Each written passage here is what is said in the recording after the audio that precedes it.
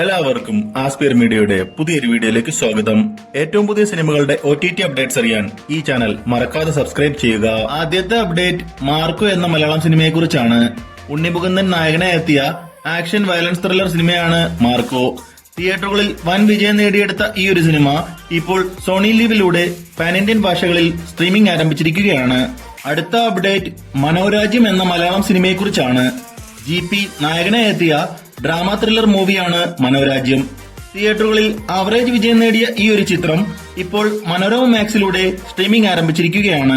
അടുത്ത update my fault London എന്ന English മൂവിയെക്കുറിച്ചാണ്.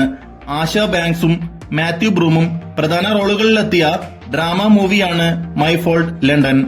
ഇപ്പോൾ ഈ ഒരു മൂവി ആമസോൺ പ്രൈമിലൂടെ പാൻ ഇന്ത്യൻ ഭാഷകളിൽ സ്ട്രീമിംഗ് ആരംഭിച്ചിരിക്കുകയാണ്. അടുത്ത അപ്ഡേറ്റ് രേഖാചിത്രം എന്ന മലയാളം സിനിമയെക്കുറിച്ചാണ്. ആസിഫ് അലിയും അനശ്വര രാജനും പ്രധാന റോളുകളിലെത്തിയ ഡ്രാമ ത്രില്ലർ മൂവിയാണ് രേഖാചിത്രം. തിയേറ്ററുകളിൽ നിന്നും വൻ വിജയം നേടിയെടുത്ത ഈ ഒരു ചിത്രം മാർച്ച് 7 സോണി ലീവിലൂടെ OTT റിലീസ് ചെയ്യുന്നതാണ്.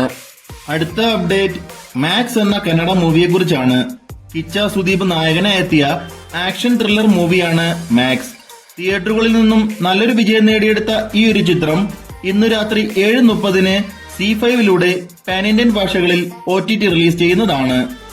അവസാനത്തെ അപ്ഡേറ്റ് ഭൈരതി രണകൽ എന്ന കന്നഡ മൂവിയെക്കുറിച്ചാണ്. ശിവരാജ്കുമാർ നായകനായി എത്തിയ ഏറ്റവും പുതിയ ഡ്രാമ ത്രില്ലർ മൂവിയാണ് ഭൈരതി രണകൽ. തിയേറ്ററുകളിൽ നിന്നും പോസിറ്റീവ് അഭിപ്രായം നേടിയെടുത്ത ഈ ഒരു ചിത്രം ഇപ്പോൾ ആഹാ തെലുങ്ക് OTT പ്ലാറ്റ്ഫോമിൽ സ്ട്രീമിംഗ് ആരംഭിച്ചിരിക്കുകയാണ്. അപ്പോൾ ഇനി നിങ്ങൾ കാത്തിരിക്കുന്ന സിനിമകൾ ഏതൊക്കെയാണെന്ന് കമന്റ് ബോക്സിൽ രേഖപ്പെടുത്തുക. ഇതുപോലത്തെ OTT അപ്ഡേറ്റ്സിനായി ഈ ചാനൽ മറക്കാതെ സബ്സ്ക്രൈബ് ചെയ്യുക.